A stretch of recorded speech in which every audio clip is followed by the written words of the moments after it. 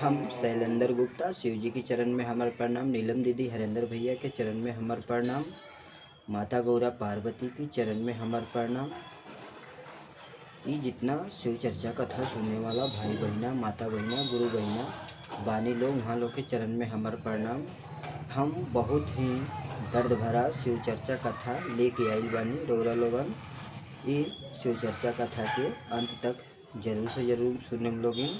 हर हर महादेव, जय भोलेनाथ। कार्तिक गणेश की जय जय भोलेनाथ। एगो गांव में पति पत्नी रहत रहे लो। वह शुरू से ही बहुत शिव जी के पूजा पाठ करत रहे लो। शिव जी के कृपा से ही दूगो उनकर संतान भइल लो। दोनों लड़किए संतान भइल लो। ऐसे ही कुछ दिन बाद दोनों लड़की के महतारी मर गईली। अब दोनों लड़की के महतारी मर गईली तब बापे ये दोनों लड़की के प्यार दुलार और कमा के खियाए लगलन। प्यार दुलार करस। महतारी के जितना फर्ज रहे ये बापे पूरा करस। तो देखी लो गुरु बहिना लोगिन, ऐसे ही कुछ दिन बीतल तब बाप के भी मृत्यु हो गई। अब बाप के मृत्यु हो गई, दोनों लड़की लोग के सिर से महतारी बाप के छाया उतर गई। ऐसे ही कुछ दिन अभी दोनों लड़की लोग बहुत टेंशन में रहे लागल लो। एक रहली बड़ वाली लड़की रहली 10 साल के रहली, और छोट वाला रहली 3 साल के रहली। अब बड़ वाला जब लड़की रहली वो तो तनी समझदार रहली, वो समझे बात के।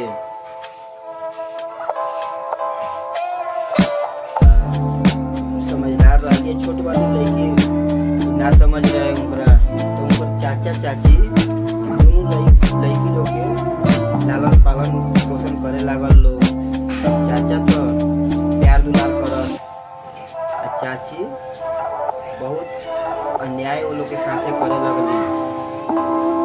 काहे कि जौन अपन खून के रिश्ता रहेला न, ऊपर से माया दौड़बे करेला। चाची तो आन घर के रहली। ये दोनों लोग के बहुत सतावस। तो ऐसे ही चाचा गइलन खेत में काम करे, चाची रहली घरे। यही ठंडी के टाइम रहे, ठंडी के टाइम में ही बारिश होत रहे। बारिश इतना तेज होत रहे कि क्या बतावल जाओ, बहुत तेज बारिश होत रहे।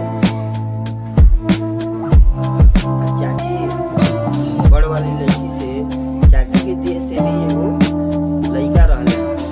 अब वो लड़का परेशान करत रहले, रोवत रहले। चाची कहली कि जा तुम बड़ वाला लड़की से बोली, जा तुम हमरा लड़का खातिर तो समोसा लेके आओ बाजार से। तो समोसा ले भेज देली। छोट वाला लड़की रहली जवान, ओकरा से कहली कि जा तू छत पर कपड़ा डलाई बाटे, बरखा होता, जा तू छत पर से कपड़ा लेके आओ। अभी गई छोट वाले लड़की छत पर, तो देखा तरी कि बारिश होता बहुत तेज, बरखा होता बहुत तेज, तो रुक गई। थोड़ी देर बाद चाची जाता रही, देखा तरी कपड़ा अभी तक ले ली ना। देखा तरी कि भाई बड़ी बारिश की वजह से तो तरी जात कहने को तू कपड़ा ले, सब कपड़ा भीजा ताटे। तो वही बरखा में कपड़ा ले चल गई थी। कपड़ा उपड़ा उतार के ले आवत रहली। बड़ वाली जौन बहिन रहली इनकर, तो इहो बाजार से समोसा लेके आईली। समोसा लेके आईली, देखा तरी अपना छोट बहन के, काहे कि समझदार रहली बड़ वाली बहन, तो देखा छोट वाली बहन के भीज गई रहली। तो कहली कि तू कहाँ गई कि भीज गई हो? तो चाची हमरा के कपड़ा ले आवे खातिर भेजली है छत पे, इसे भीज गई नहीं। अब समोसा ले आइली, तो समोसा इनकर चाची के लड़का खात रहलन। तो इनकर छोट वाली बहन देखली तो कहत रही कि चाची हमरो समोसा खाए के बाटे, समोसा खाए के बाटे। तभी चाची इतना बात सुनते ही आओ ना देखा तरी ताव देखा तरी मारा तरी 2-3 झापड़ कहली कि हाँ तू समोसा खैबू। माई बाप तो हमारा ऊपर छोड़ के चल गई लो। देखी लो गुरु बहिना लोगन। अब वो रोए लगली। अब बड़ बहन जौन रहली उ ई बात देख के कहे लगली चाची से, चाची तू गलत ही काम कैलू है, तू काहे मरलू है। हम तो समझदार बनी तो हम तो मांगत नहीं कि हमार छोट ई बहन भी ना समझ बाटे तो ई मांग देलक तो तू काहे मरलू है, दे देवेला। तो इनकरो के मार उर के भगा देली घर में से। अब दोनों जानी भीजत रहे लो। तो चाचा अलन तो कहलन कि काहे तू लो बहरी बाड़ू लो बरखा में, चलो लो घरे। तो चाचा से ये दोनों लड़की लो कहलक लो कि चाची हमरा के मार के भगैली हटे। तो दोनों जानी के ले गलन चाचा। फिर ओकरा के समझावे लगलन कि काहे तू ये दोनों लड़की के मार के हे बरखा में हे ठंडी में तू बाहर भेजवले बाड़ू, तबीयत खराब होई तो लोग शिकायत करी कि ना। तो अब चाची इनकरे ऊपर खिसिया गईली, कहे लगली कि हाँ महतारी बाप तो मर गई लो हमरा ऊपर एहसान करके।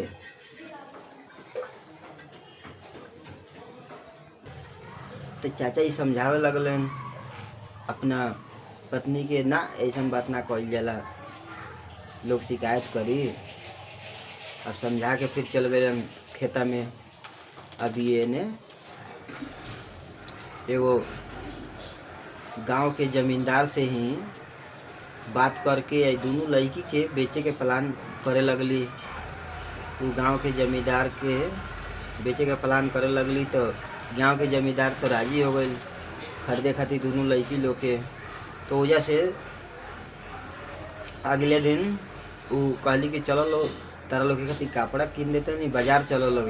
अब दोनों जानी बहुत खुश हो गई लो, कहल लो कि आज हमार चाची बहुत खुश बड़ी, का बात बा कपड़ा खरीदवाओ तेरी स्वेटर वोटर चले के। तो दोनों जानी गई लो बाजार में। अब बाजार में गई लो तो होने से वो जमींदार आके कुछ इनकरा चाची के पैसा देहलन कहलन कि ठीक बा तू ये दोनों लड़की को हमरा के दे द।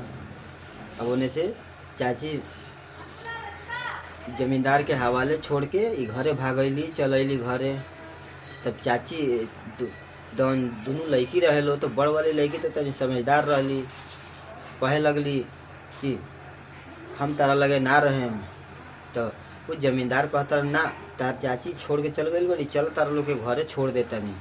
तो कहता रही ये दोनों बड़ वाली लड़की कहता रही कि ऐसा बात नहीं है, हम देख ले बनी हम चल जाए। तो ना तू भुला जाएगी, चलो हम छोड़ देता नहीं। अब वो तुरंत वजह से दोनों बहन लोग भाग आई लो कितना दूर ले। जमींदार तो पीछे कैलक लेकिन चकमा दे के भाग आई लो। तो जमींदार जौन रहलन इकरा चाची के लगे फ़ोन करके कहत रहन कि दोनों लड़की भाग गई सन। तो चाची जमींदार के ऊपर खिसिया गई, कहली कि तारा हाथ से कैसे दोनों निकल गई सन, देख के तू ढूंढ के ले जा। तो ये कुछ देर बाद ऐसे ही भागते दोनों बहन लोग दूसरा गांव में चल गई लो। अब फिर कहे लगल लो कि हमनी घरे ना चलल जाई, काहे कि घरे जाई तो अच्छा बात नहीं है। तो जैसे ही अभी छोट वाली बहन के बहुत तेज भूख लागल रहे। अब बड़ वाली बहन से कहे लगली कि हे दीदी हमरा बहुत तेज भूख लागल बाटे, कुछ खाए हुए के दे द। तो बड़ी बहन भी कहली कि ना घरे ना चलल जाई, हमरो तो भूख लागले बाटे लेकिन घरे ना चलल जाई, चल के से भिक्षा वगैरह मांग के खा लिहल जाओ। काहे कि घरे जाइल जाई तो चाची हमनी के बेचले बाड़ी और बड़ी जमींदार के बड़न उ ले जाए कहीं शहर में बेच दिहन हमनी ना चल जाई घरे। अब फिर ही चुप्पे वजह से वही रास्ता से जात रहे लो। तो देख लो शिव जी की महिमा, शिव जी के लीला, कब का कर देम शिव जी केहू के पता नहीं खे। अब जात गइल लो तो वही रास्ता से एगो बूढ़ी अम्मा ठेला लेके जाता रही, छोले भटूरे वगैरह बेचत रहली, बेच के जात रहली वही रास्ता से। तो ई लोग गइल लो जा कहे लागल लो कि हे अम्मा बहुत तेज भूख लागल बाटे। तो बूढ़ी अम्मा कहली कि कौनो बात नहीं है, तू लोग छोला भटूरा खा लोगिन, ओकरा बाद हम तारा से बात करम। तो छोला भटूरा एक एक प्लेट दोनों जाने के देहली, ई खैलक लो। फिर ओकरा बाद बूढ़ी अम्मा सब पूछे लगली। तो बूढ़ी अम्मा पूछे लगली तो जितना परेशानी रहे, जितना दिक्कत रहे, चाची बहुत परेशान कैले रहली, तो ये सब बतैली। तो बूढ़ी अम्मा कहली कि ऐसन बात नहीं है, तू लोगिन हमरा घरे चल लोगिन, आज के बाद से हम तहार महतारी हैं। अभी बहुत खुश भइल, दोनों बहन लोग बहुत खुश भइल लो, इनकरा घरे चल गई लो बूढ़ी अम्मा के घरे। काहे कि शिव जी के लीला केहू ना जानेला। उ बूढ़ी अम्मा रहली, उनकरा देह से कोनो लइका फैका ना रहे। उनकर जौन पति रहलन वो मृत्यु हो गई, उनकर मर गई रहलन। ये विधवा रहली, अकेले रहली। और बूढ़ी अम्मा के दो जानी ई सहारा बन गई लो। ये लोग के सहारा केहू ना रहे, तो ये लोग के सहारा बूढ़ी अम्मा हो गईली। जो भी बा अपन छोला भटूरा बेच के दोनों लड़की के पढ़ैली। दोनों लड़की बहुत अच्छा से पढ़ली लो।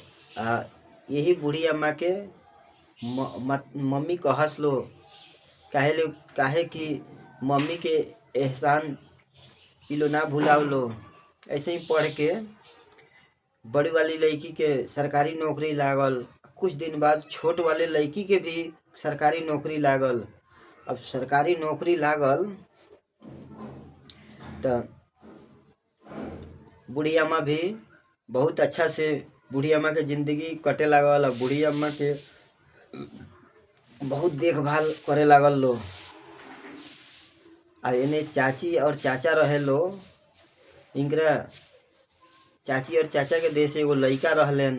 उ समझ जाई लोगिन कि शराबी निकल गलन। पूरा शराब पियला के वजह से सब घर और द्वार वार बेच उच के अपना माई बाप के घर से बाहर निकाल देले रहलन, क्या कि शराबी रहलन उ।